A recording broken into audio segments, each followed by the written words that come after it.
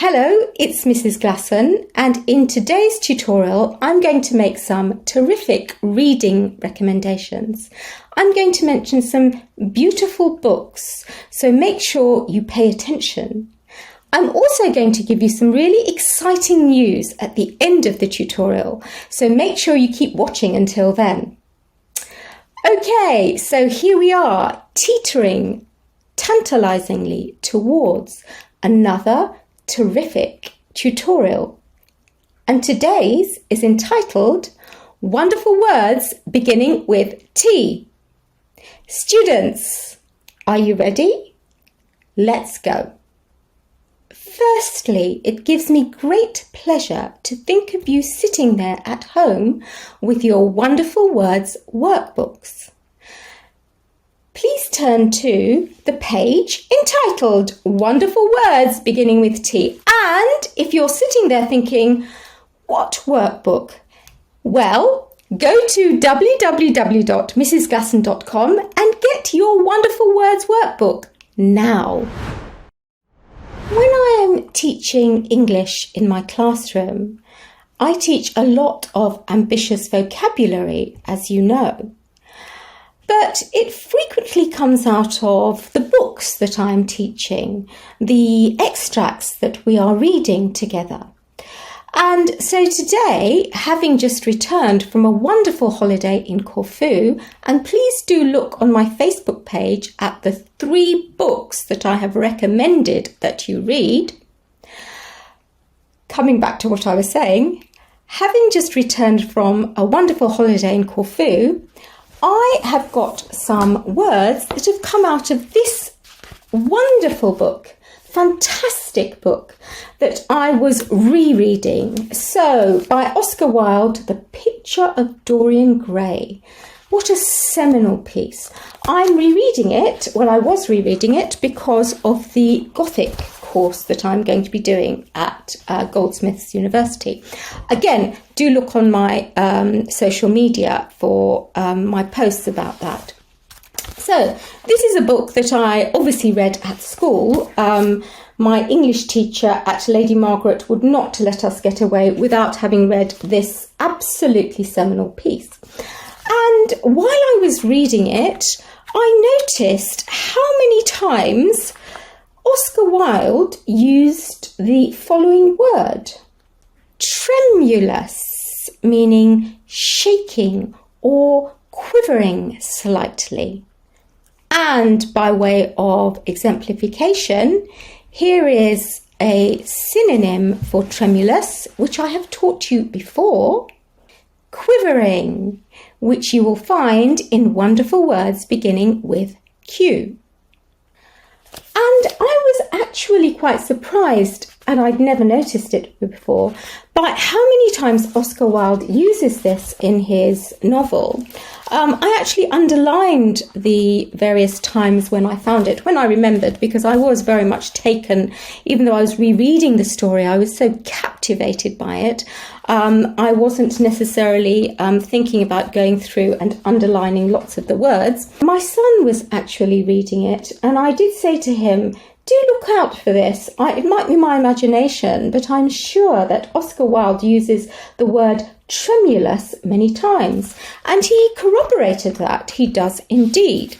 And so on the first page then, he writes about the coloured blossoms of a laburnum tree whose tremulous branches seemed hardly able to bear the burden of a beauty so flame-like as theirs. Oh, Oscar Wilde. And here we have some more concise sentences. In the grass, white daisies were tremulous. He opened the letter with tremulous hands. More concise, but no less apt.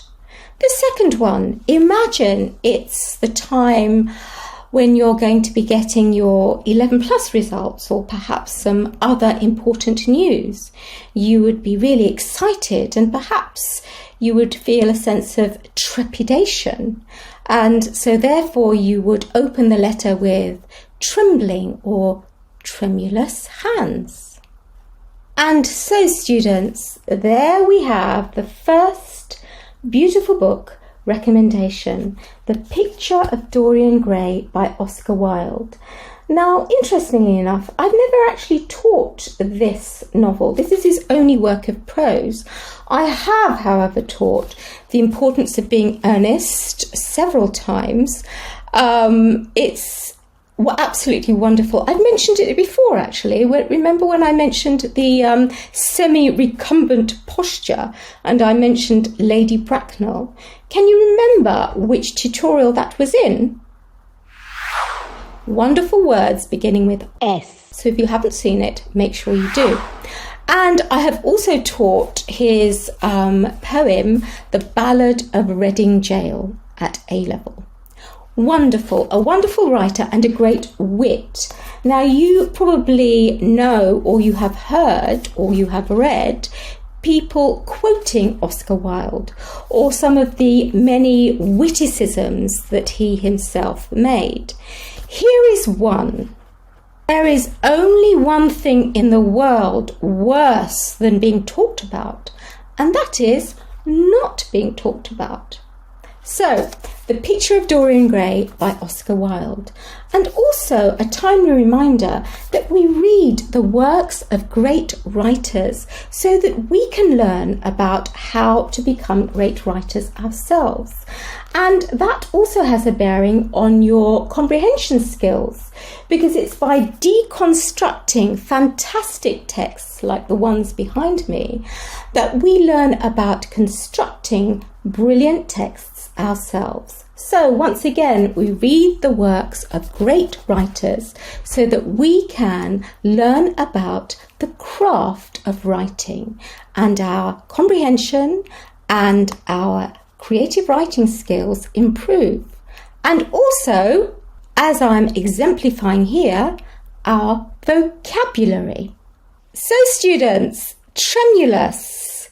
And as you can see, students diligently sitting there with your Wonderful Words Workbook, that is one of the questions. If you said adjective, you are correct. So already we've had a reading recommendation. I've referenced creative writing, comprehension, and grammar. And as for vocabulary, well, people often ask me how I managed to acquire the type of vocabulary that I have. And part of my job is to recommend reading to my students. And I love to talk about reading because excellent English students are brought up, I suppose, on a healthy diet of fiction and non-fiction. And in order to be successful in exams like the 11 Plus or GCSE or A-level, you need to have excellent vocabulary. And as I explain to my foundation course and revision course students when I have my Zoom sessions with them, and I recommend a reading list, with the best will in the world, you're not going to find the type of ambitious vocabulary that is rewarded by creative writing examiners like me, the type of vocabulary that the creative writing mark scheme terms ambitious vocabulary in children's fiction. By its very nature, you're not going to find it there. So therefore, as I explain, it's a bit like being an athlete. If you always stay at the same level, or you jog along, or you train at the same level, you do not extend yourself, you do not improve. So what we have to do, English students, is we have to read books, read material that we find difficult. And it's by immersing yourself in that difficulty and extending yourself, that is how you learn. And when I give the advice that I give to my students, and bear in mind, I've been giving this advice for over 32 years, and that's how long I've been an English student, an English teacher, as well as an English student, because I never stop learning. I always recommend methods so methods that you can use in order to support your reading of these more difficult texts.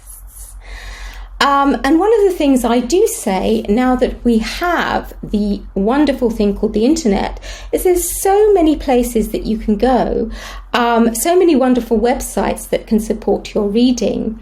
And I'll mention one of them at the end. So let's continue with our tutorial. And I wanted to say also, I did say that you can find so many wonderful words in these kinds of books. In the next page, I found the following terrific word beginning with T. And there it is. Tedious. Another adjective meaning boring. What about some terrific synonyms? Can you think of any? There we are. Synonyms for tedious: dull, dreary, monotonous. Now let's perk up a bit with some antonyms. Hooray for the antonyms. Hooray for being interesting, exciting and engaging and not dull, dreary or monotonous. And I mentioned reading recommendations. The next word comes from my teaching of an extract from this magnificent novel, The Coral Island. And The Coral Island actually inspired William Golding to write this classic of English literature, Lord of the Flies. And I use extracts from both novels in my 11 plus teaching. So we analyse extracts, so for comprehension purposes, and then we use those extracts as inspiration for our creative writing. So my students are used to doing what is known as extract tasks. And it's worth mentioning that extract tasks by their very nature are recreative, and obviously recreative tasks can be assessed for comprehension. So creative writing examiners like me can assess you for your comprehension skills from the way that you continue the extracts that you are given, or the way that you construct and write your responses. And it's worth saying that obviously, by their very nature, extract tasks are recreative and therefore they are assessed for comprehension. Trust me, I'm an English teacher. English teachers, 11 plus examiners, don't just accidentally set extract tasks because they can't think of a question. We set them on purpose so that we can assess you for your comprehension.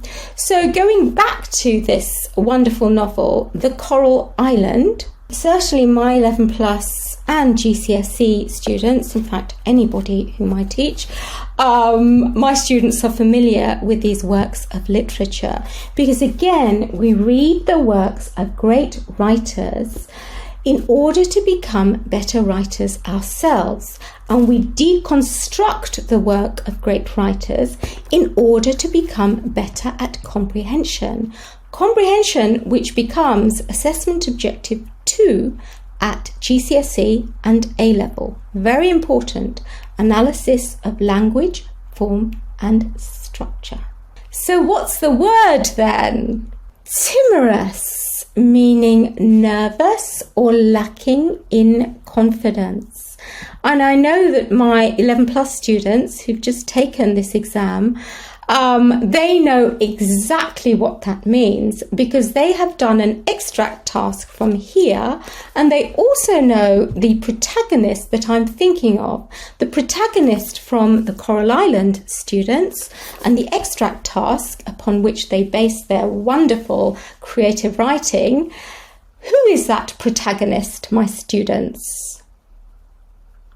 Yes, Peterkin. He was timorous, or to use some fantastic synonyms for timorous, he was fearful or apprehensive. He was diffident and bashful. When Peterkin spoke to Jack, and we'll talk about him in a second, Peterkin spoke timorously. And part of that extract task that we did and the creative writing task that goes with it is to explore synonyms for said. So said is dead. And also it was to teach my students how you use speech, how you use dialogue as an integral part of characterization.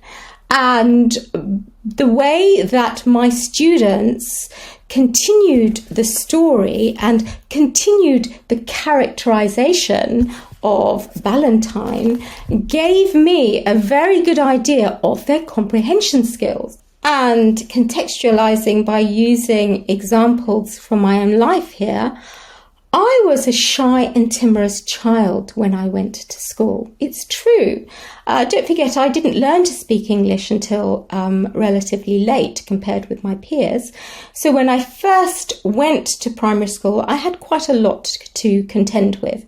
But that changed when I went to Lady Margaret and I discovered that I was actually rather good at English.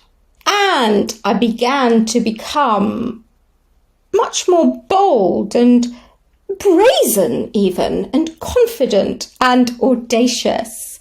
And those adjectives, my students, they will know exactly where those adjectives come from, for they are all part of the characterization of the protagonist, Jack, in the Coral Island, upon whom, and my students know this as well, my 11 plus students, aren't they clever, William Golding based his protagonist, also called Jack. So students, there we have these wonderful words.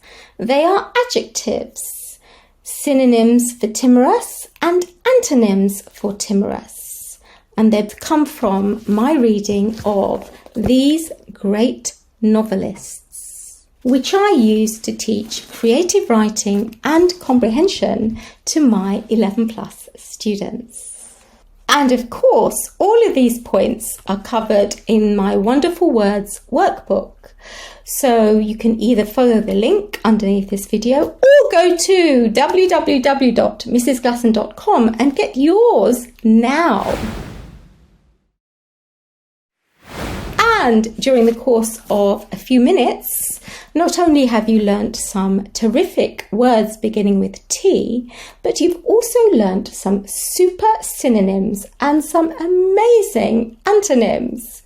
Additionally, I have recommended these seminal works of literature: The Picture of Dorian Gray, The Coral Island, Lord of the Flies, Oscar Wilde, Valentine, Golding. And of course, those are works of prose, and that's one of the first things I teach any student of mine, what prose is.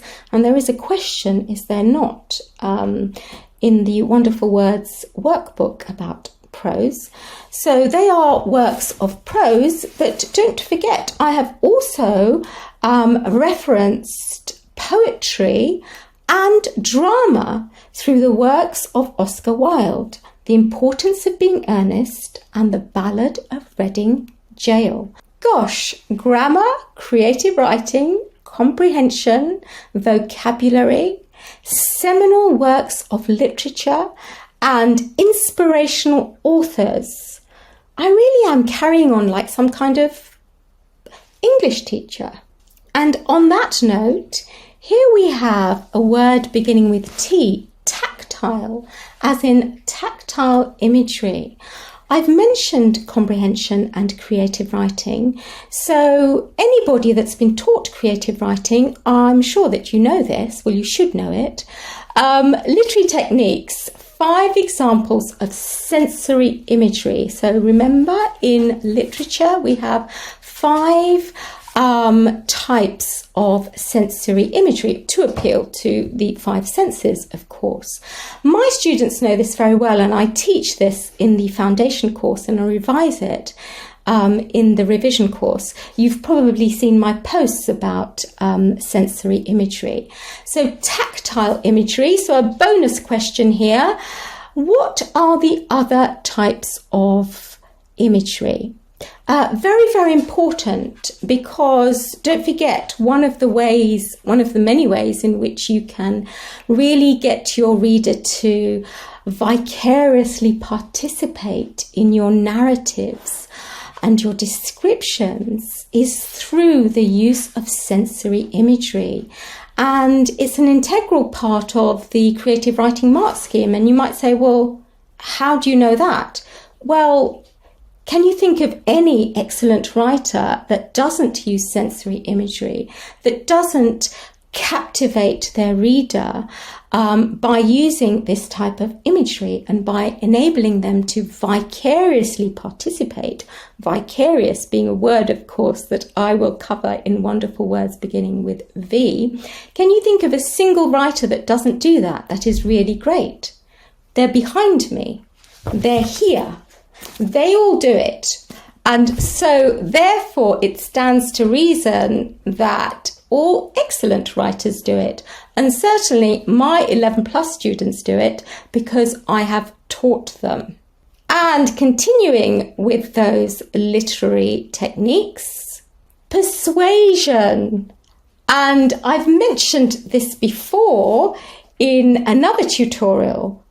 A really important persuasive device. You see this all the time in those slogans during COVID, in 1984, in Animal Farm, in these seminal works of persuasion, in the writing of Swift, Jonathan Swift, of course. Tricola. So another bonus question, and obviously if you've been taught creative writing, you should know this. Tricolon, what is it? Tricola, the plural.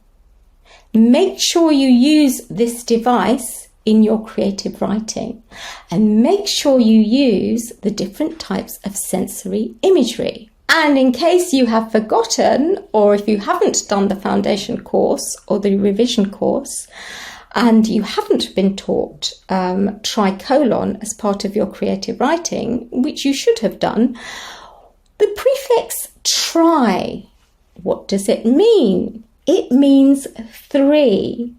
So let's think of some other words that share this prefix. There you go. Triangle, trio, tripod, tricycle, triceratops, and triathlon. And by knowing that prefix, it gives you a means to work out words, the meanings of words that you might not know. And as you know, I'm all about equipping you with skills so that you can work things out for yourselves. Because, as I always say, be a proactive learner, because proactive learners are happy, successful learners. And that is certainly the case with this Wonderful Words course and my Wonderful Words workbook. And encouraging my students to become happy, successful, proactive learners, that is an integral part of my pedagogy. And if you don't know what pedagogy means, then do look at Wonderful Words beginning with P, entitled, Does My Pedagogy Look Good in This? And finally, before I make my important announcement and I give you some methods to support your reading of these wonderful classic texts, another word beginning with T, tepid, meaning slightly warm or lukewarm. So you must be thinking, does Oscar Wilde use that in the next page of his novel? No. As I said, usually my vocabulary teaching arises naturally from the context of the literature that I am teaching, but also very often it arises from my life, my experiences or things that have happened to me that morning, as my form used to, and they used to particularly like that. They'd say, well, tell us what happened to you this morning, miss, and teach us some vocabulary while you're doing it, which was great because I managed to teach ambitious vocabulary, but I also managed to, which is very important, contextualize it in a realistic and resonant way. So I just thought of tepid as I looked at my cup of tea here. As everybody knows, I have mentioned my love of tea drinking, and here am I with my emoji cup of tea, and it's tepid tea, because I got rather distracted. I meant to drink it earlier before I started making this video, and then I completely forgot. And also I have here my lunch, everybody, which is similarly tepid. So it was rice and taka dal. It was delicious, but it's not quite the same when it's tepid and lukewarm. So I looked just now for some antonyms of tepid and lukewarm, and this is what I found. If something is slightly warm, then I suppose the opposite is either hot or cold. Tepid tea and tepid taka dal. And both of them begin with T. How fortuitous.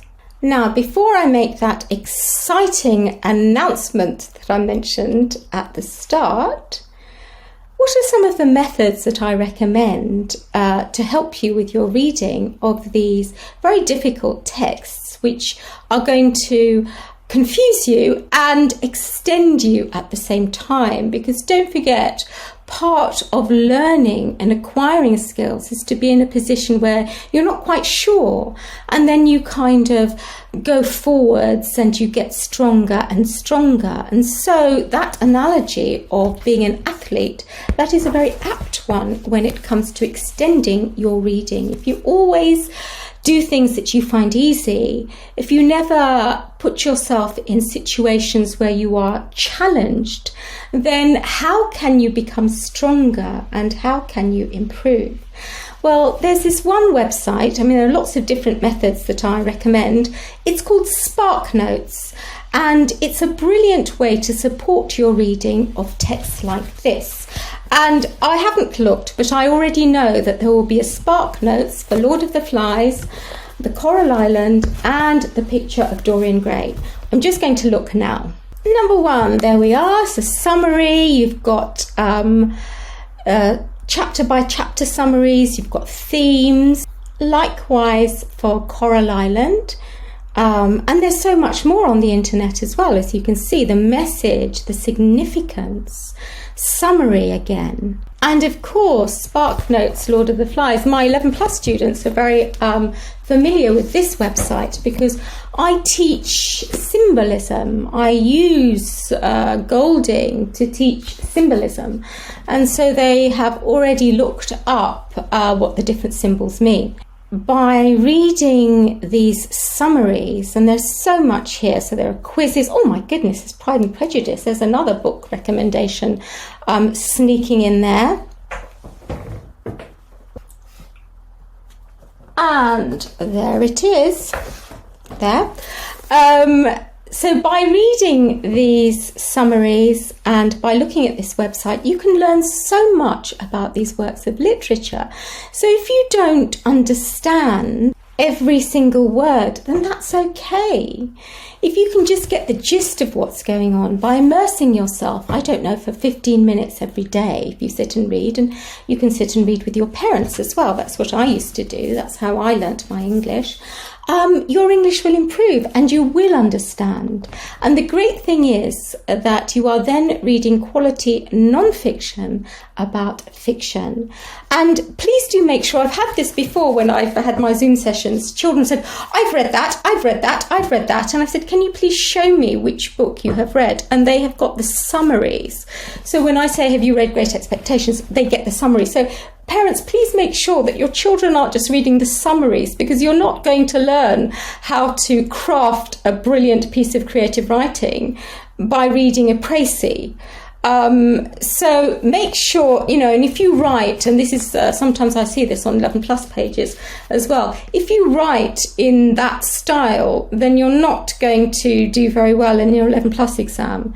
If you write, this happened and this happened and this happened, and this is what I frequently see, that doesn't hit the creative writing mark scheme in any way. And before you can write anything, as I've been telling my new students, you have to learn how to write. So to use the analogy, the driving test is like the task at the end. First, you need to learn how to drive. So before you can do any creative writing tasks, first you need to learn how to write. And that's why we read the work of great writers. And if you're interested, have a look at the foundation course. And if you're at the end of your 11 plus course and you're thinking, I don't know any of this stuff, there's still time. My revision course is there at www.mrsglasson.com. And that exciting news, the launch of my Wonderful Words Workbook. Here we have my Facebook page, and this is the post that I made at the weekend. I was going to write it out again, and then it suddenly occurred to me that I've already written it. So my Wonderful Words Workbook, and I hope that many of you are sat there with it now, and you can check this. There are over 400 ambitious words. It includes synonyms and antonyms, tricky and easily confused words. And I'm going to be starting a new video series on tricky words, commonly misspelt words. I think there are over 100 there, aren't there? If you look at the back of the Wonderful Words Workbook. Creative writing top tips. How many top tips have I given you already? Just this tutorial. Comprehension. I've also talked about comprehension. Read the right kind of literature, everybody. And reading recommendations. Well, you've already been given reading recommendations here, and there are more, obviously, in these other tutorials. And finally, it says here, subscribe now to get yours. I've not said that, have I? So I'm saying it now. Press the pink subscribe button so that you don't miss out. Well, students, I've had a tremendous time. It's been terrific taking you through these wonderful words beginning with T. And I hope that you are enjoying your workbook and that you managed to answer all of those questions and do the extension task. And don't forget to get your copy of the Wonderful Words Workbook. Click on the link below this video or go to www.mrsglasson.com to elevate your lexis, to make your diction more dexterous, and to make your English exemplary. And I will see you next time with wonderful words beginning with you.